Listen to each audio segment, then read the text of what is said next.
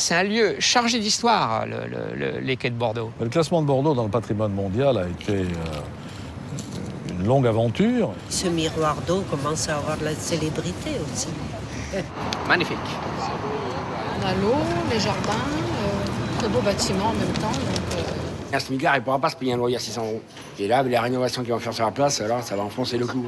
Avant, vous pouviez vous loger sur les quais pour une bouchée de pain, parce que vous saviez, 8 voies de voiture, c'est extrêmement bruyant.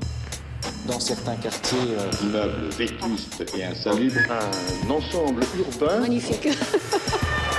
On craint une pollution nouvelle. 120 logements ont été démolis. Depuis 13 ans, on a fait pétition sur pétition. Vous avez qu'à laisser tel que c'était, c'est de l'argent foutu en l'air. Le pont sera terminé dans moins de 2 ans. C'est fini, c'est une page qui va être tournée. Il n'y a jamais eu aucune concertation. Tous les dysfonctionnements de la société urbaine. Besoin de renouveau.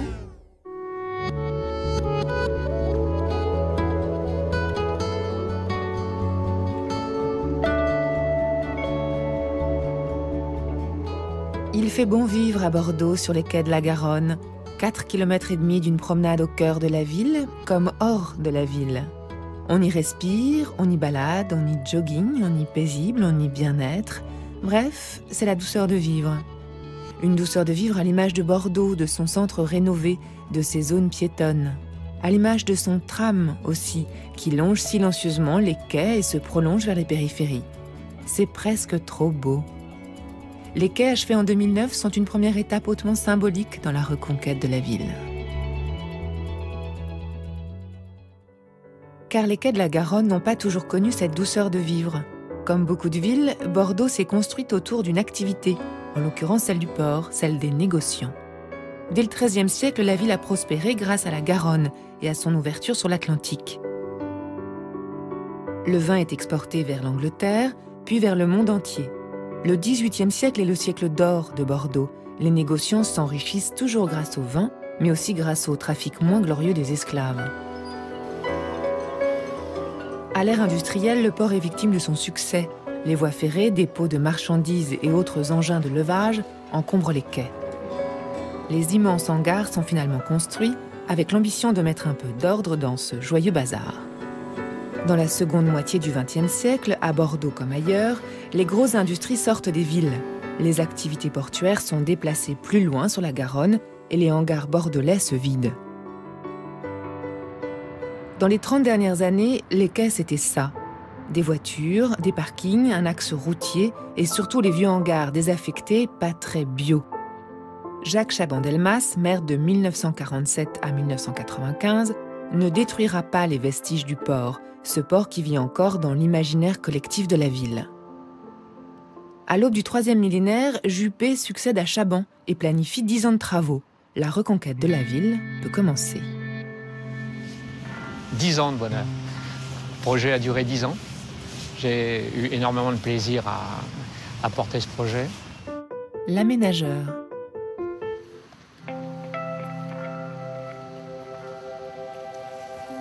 Thierry Guichard était le maître d'œuvre du projet. Le responsable du chantier, c'était lui. Ce ciel-là et ce soleil après la pluie, moi je trouve que c'est merveilleux à Bordeaux. Ça donne une autre dimension à la ville. Ce fleuve fait 400 mètres de large et quand on est sur les quais, on n'a plus l'impression d'être en ville. On a l'impression soit d'être au bord de la mer, soit d'être au bord d'un lac. On n'est plus dans la ville.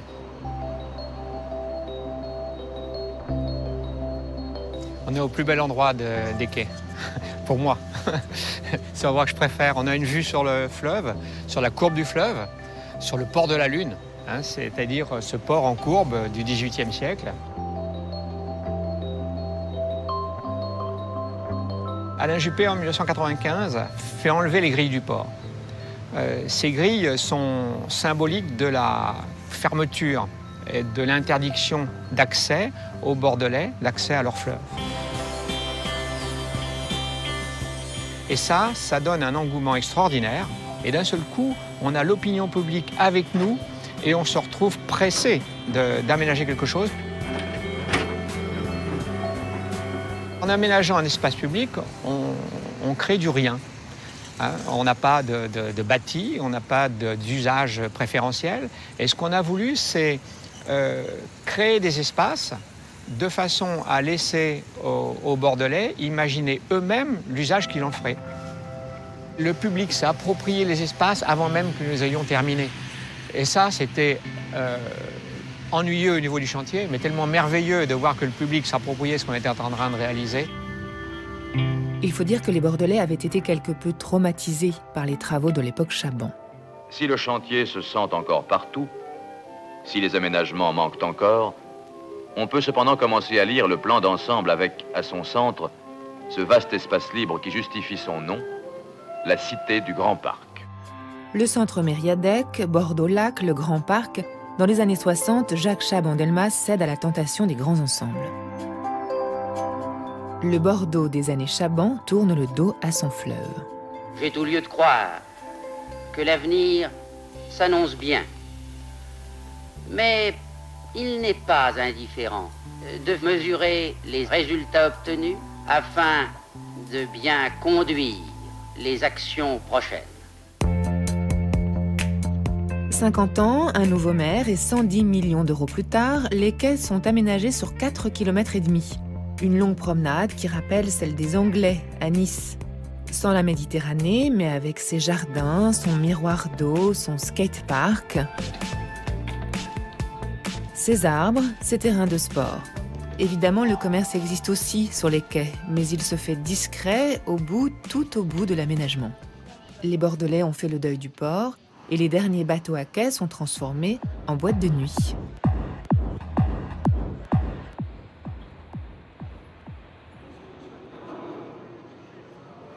Aujourd'hui, le passage par Bordeaux d'un bateau de fret est exceptionnel, au point que pour l'occasion, le maire, M. Alain Juppé himself, se déplace en personne. Je suis très heureux de partager avec vous ce moment. C'est pour moi l'occasion de célébrer notre fleuve. J'ai une petite citation, ce n'est pas un plaisir de vous la lire, elle est d'un des grands historiens de Bordeaux, qui s'appelle Camille Jullion, qui dit « Bordeaux est un présent que la Garonne a fait à la France ». Belle formule. C'est le fleuve qui a créé la ville plutôt que les hommes. Il a été la raison d'être de son existence avant de devenir l'arbitre de ses destinées. Dire que Bordeaux, au fil de l'histoire, avait un peu tourné le dos à son fleuve. Notre souhait, c'est de faire en sorte que le fleuve vive, et donc nous développons un projet de navette fluviale pour utiliser cette artère dans la circulation de tous les jours.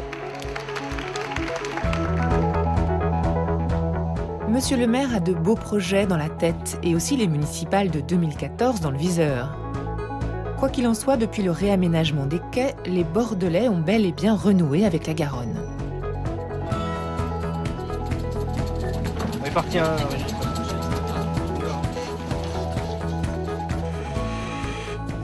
Ce qu'on va faire, c'est qu'on va aller voir rapidement s'il y a du vent. Donc là, on va aller un peu plus vite. Le skipper urbain.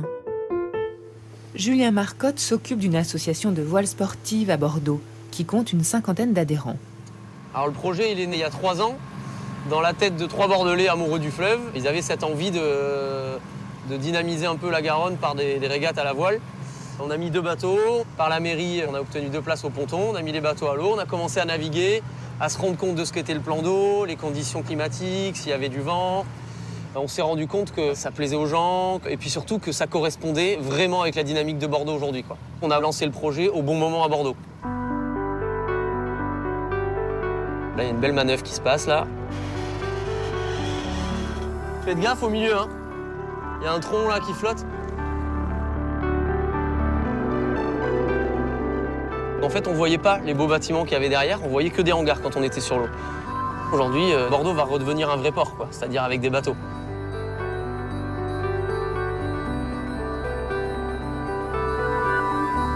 Tiens, voilà la vedette de Jean d'Estuaire. Il rentre des îles. C'est un bateau très rapide qui fait Bordeaux-Pauillac en 1 heure. Donc l'intérêt, c'est de pouvoir aller visiter des châteaux du Médoc et du vignoble en 1 heure. T'es pas tout seul? Non, c'est bon, il n'y a plus personne. Salut. T'arrives d'où, de Patiras? Ouais. Puis s'il commence à pleuvoir, ça va être un peu moins cool, mais bon. L'enfant du fleuve. J'ai grandi sur une des îles, là-bas, sur l'île Margot. En fait, mon père est le gérant de la propriété viticole. Et du coup, voilà, j'ai passé mon enfance à naviguer. C'est là que j'ai rencontré Julien. Puis on a monté une entreprise qui fait du tourisme sur le fleuve.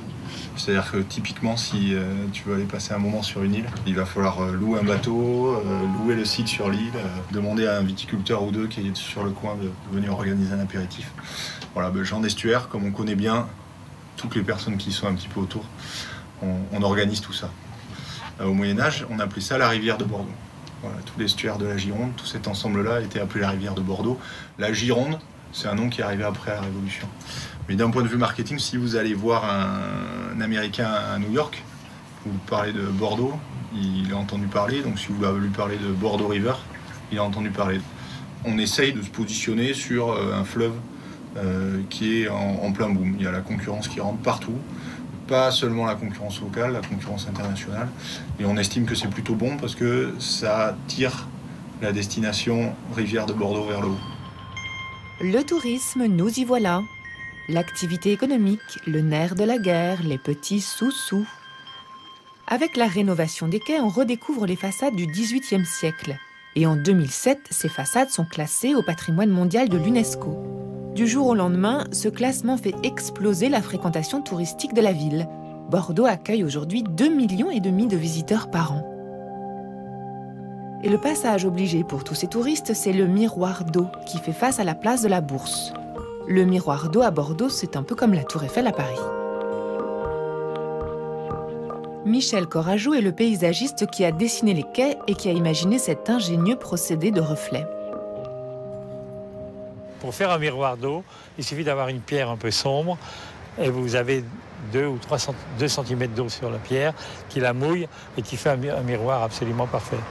Le paysagiste. Un jour de pluie, quand on se baladait sur les quais, on avait une grande flaque d'eau et je vois le reflet de la Bourse. Et donc l'idée de faire un miroir devant cette Bourse nous est venue comme ça. Les quais, à l'époque, étaient beaucoup plus près de la Bourse qu'ils ne le sont aujourd'hui, parce qu'on a remblayé progressivement et fait des aménagements de quais pour gagner sur le fleuve. Et d'une certaine façon, on voulait remettre la Garonne à sa place, en faisant cet effet d'eau ici. Tous les Bordelais, il faut le savoir, à l'époque, partaient à la mer le dimanche et le samedi.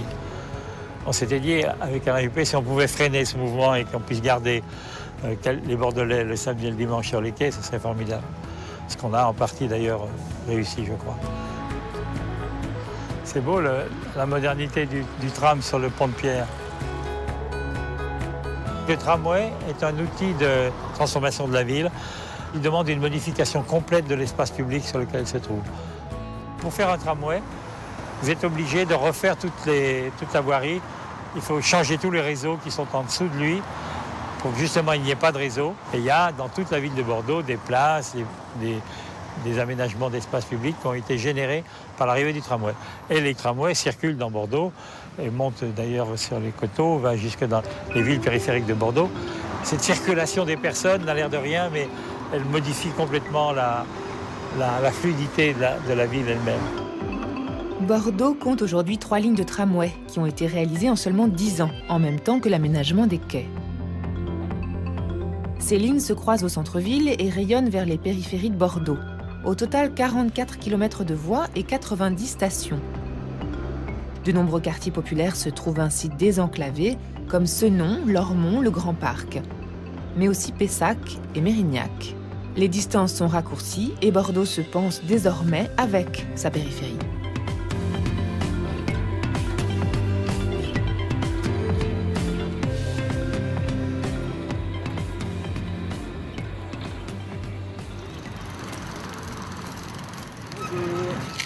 voudrions que Bordeaux devienne une métropole de rang européen. Le maire. Nous avons la chance d'avoir une renommée internationale grâce au vin. Et Bordeaux, peut-être même avant Lyon et Marseille, à l'international, est un nom qui est connu, mais il faut que nous atteignions la masse critique qui nous permettra d'être dans la concurrence des villes européennes, parce que les métropoles se font concurrence. D'où l'objectif du projet urbain que j'ai lancé en 2008 et qui s'articule avec celui de la communauté urbaine, d'une ville qui atteignent à peu près 1 million d'habitants. C'est réaliste et je pense que ça sera utile pour élargir notamment notre bassin d'emploi. Pour y parvenir, nous avons 2 atouts majeurs. D'abord, le désenclavement définitif, si je puis dire, de Bordeaux avec la réalisation des lignes à grande vitesse. Et nous avons des centaines d'hectares dans Bordeaux, intramuros, qui sont urbanisables. J'ai décidé ce que j'appelle l'arc de développement durable avec des nouveaux quartiers dont certains sont en train de sortir de terre auprès du lac, auprès des bassins à flot, grâce aux 2 nouveaux ponts dont l'un est presque achevé et l'autre sera construit d'ici quelques années. Également sur la rive droite où nous avons de vastes espaces. Monsieur le maire voit grand. Il voit l'Europe. Il voit Paris à 2 heures de TGV. Il voit un grand projet baptisé Bordeaux 2030. Ce grand projet qui a commencé avec les quais et le tram. Et qui se poursuit avec Ginkgo, l'écoquartier, ou le quartier des bassins à flot, connu pour sa base sous-marine allemande, et qui va voir plus de 5000 logements s'élever sur ses rives. Ou encore le quartier de la Gare, avec le projet Euratlantique. L'expansion de la ville se fera également de l'autre côté du fleuve, sur la rive droite qui a été désenclavée par le tram et qui est également desservie à partir de 2013 par le gigantesque pont Bacalan-Bastide. Ce pont au gigantesque tablier levant laissera passer les gigantesques bateaux de croisière, ce pont dont les gigantesques piliers se dressent vers le ciel qui semble être la seule limite aux ambitions de la ville. Vincent Feltès, le président de la communauté urbaine et probable challenger de Juppé au municipal de 2014, semble avoir des ambitions plus terre-à-terre. Un des enjeux pour l'agglomération bordelaise dans les années qui viennent, c'est bien sûr de relier la rive droite à la rive gauche, mais c'est de relier aussi les périphéries aux périphéries. Le président de la communauté urbaine. Avec le pont Bacalan-Bastide qu'il y a derrière et le pont Jean-Jacques Bosque qu'on aura dans le quartier de la Gare, l'enjeu c'est derrière d'adosser une espèce de rocade des transports collectifs. Bien sûr, le transport collectif en centre-ville, c'est extrêmement bien. Bien sûr, les gens qui ont accès au tramway, c'est extrêmement bien. En même temps, on sait que tout le monde n'a pas accès au tramway et la circulation est devenue beaucoup plus douce en centre-ville, mais un peu plus compliquée dans la périphérie. D'autant plus qu'on a articulé ça avec une politique de stationnement favorisant les résidents, mais peut-être plus dissuasif pour les banlieusards, entre guillemets. Et donc c'est cette espèce de question du mélange, de la mixité qui se pose aujourd'hui. Il faut croître, mais il faut croître aussi pour accueillir toutes les populations. En attendant que Bordeaux ne devienne le berceau mondial de la croissance solidaire, le centre-ville est devenu un petit paradis. Les voitures ont été chassées, les parkings enterrés et les zones piétonnes sont à l'honneur. Stéphane Puisatéry vit à 200 mètres des quais, derrière la place de la Bourse, au centre du centre.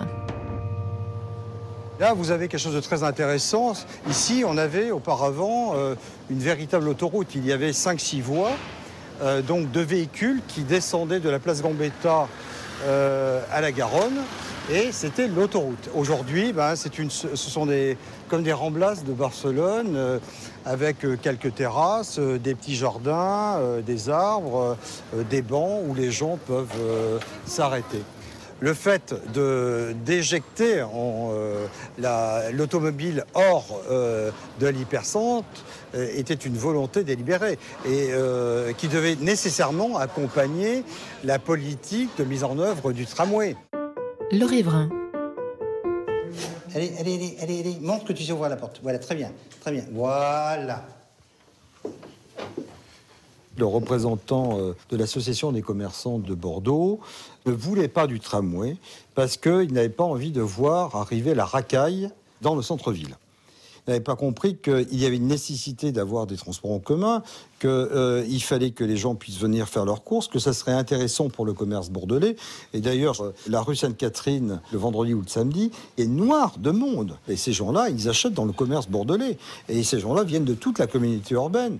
Bien sûr, vous avez de temps à autre des petits incidents, mais je veux dire, comme dans toutes les villes de France, où il y a une transformation qui s'est opérée sur le plan de la sociologie, c'est la politique de réhabilitation du centre-ville, notamment, qui était en partie déserté en raison de la vétusté d'un certain nombre d'immeubles.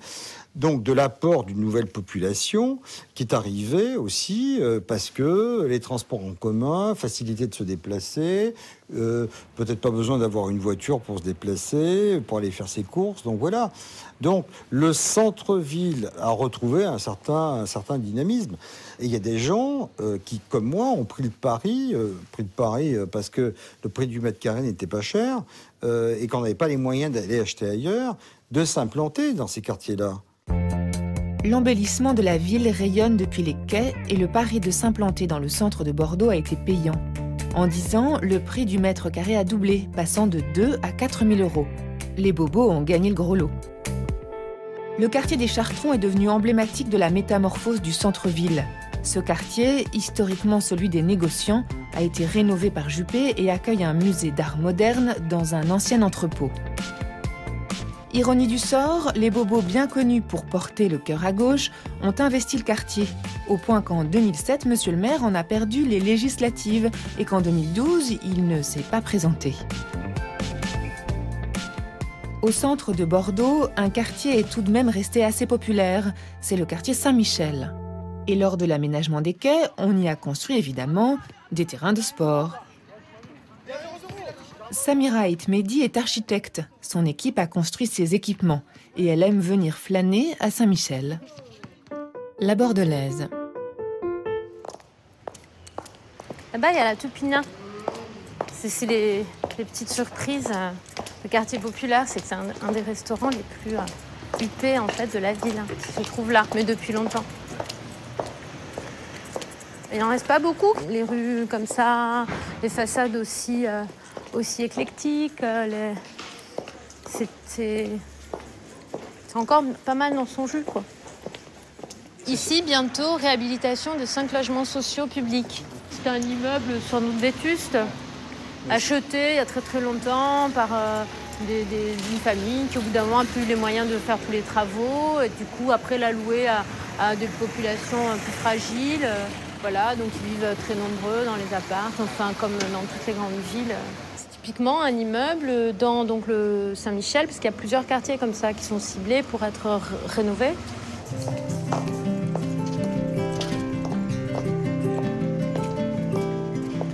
Elle est là, la place Saint-Michel. Le chantier a commencé. Ça se voit pas beaucoup, mais il y a des petits trous, il y a des... travaille sur les réseaux, donc ça se passe pas mal en dessous. Et en tout cas, c'est ici que le samedi matin et le dimanche matin, le dimanche c'est la brocante et le samedi, il y a le marché aux légumes. Et ici, c'est le marché ouvert. Donc c'est un très beau marché parce qu'il est en rond autour de la flèche. Ça va? Ouais. Et ils vont enlever le marché et ils vont pas le remettre en fait. Ah bah ça... moi, je suis pas sûre qu'ils l'enlèvent. Hein.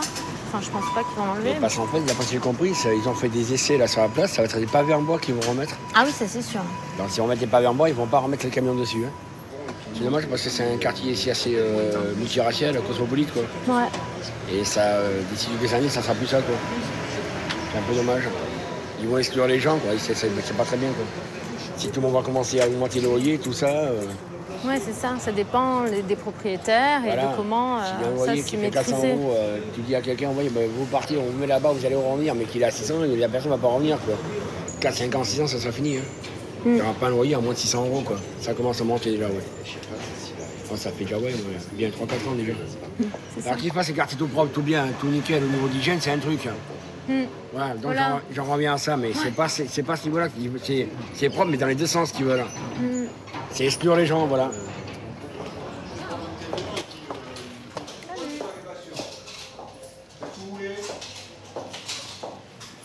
C'est en train de se rénover, mais je sais pas si c'est dans le bon sens, quoi. C'est assez drôle parce qu'ils se mettent un peu au diapason, les commerçants, de rénover pour justement, je pense, pas être virés, parce que à terme, c'est ce qui t'aura à faire, quoi. En gonflant les loyers, en virant tous les petits kebabs, tous les petits commerçants, tout ce qui fait la diversité d'ici, quoi.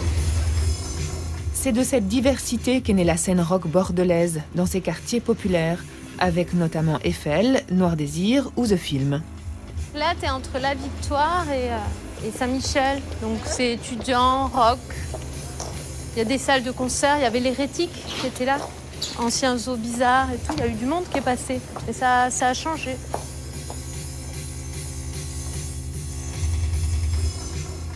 S'il n'y avait pas eu cette effervescence depuis longtemps, il n'y aurait pas aujourd'hui des groupes qui sont reconnus partout, enfin de manière internationale, qui ont tourné partout, que ce soit les Cap Bambino en électro, les Magnétiques en garage, ou là JC Satan, qui ont commencé à en parler à fond. C'est vraiment le pur produit de ces petites caves et de ces petits lieux.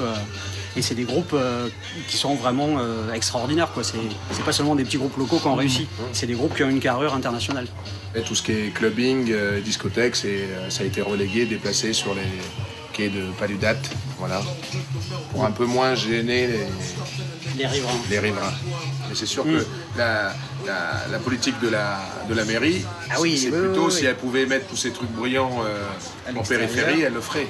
Pour pas les gêner les électeurs. Donc c'est sûr qu'après, ces gens qui organisent des concerts de musique actuelle amplifiée sont très peu aidés, subventionnés. On va filer le pognon plutôt à ceux qui font du jazz et du classique. Le réaménagement des centres-villes pose toujours la même question, celle de l'identité des quartiers, quand c'est le visage de toute l'agglomération qui change. C'est la fin d'un deuil, l'aménagement des quais. C'est le signe qu'on a aussi fait une croix sur une partie de notre passé, qui est le passé commercial, y compris au mauvais sens du terme quand on pense à la traite des Noirs, et industriel. Je pense que l'enjeu pour nous à Bordeaux au XXIe siècle, c'est de dire c'est quoi la ville du XXIe siècle.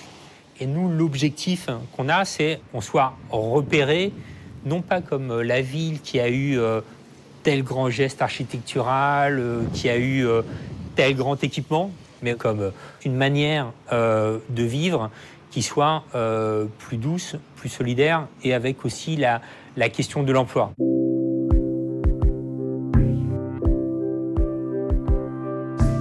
N'en déplaise au futur challenger d'Alain Juppé à la mairie, le renouveau de Bordeaux se fait actuellement avec de grandes signatures de l'architecture qui assureront sans doute la postérité au maire actuel de la ville. Jean Nouvel, Winnie Maas, Paul Andreu. À grand renfort d'animation 3D, la Cité du Vin qui s'élèvera au bout des quais préfigure cette grande vision. Les prochaines élections municipales opposeront bien deux visions de la ville, deux ambitions clairement positionnées.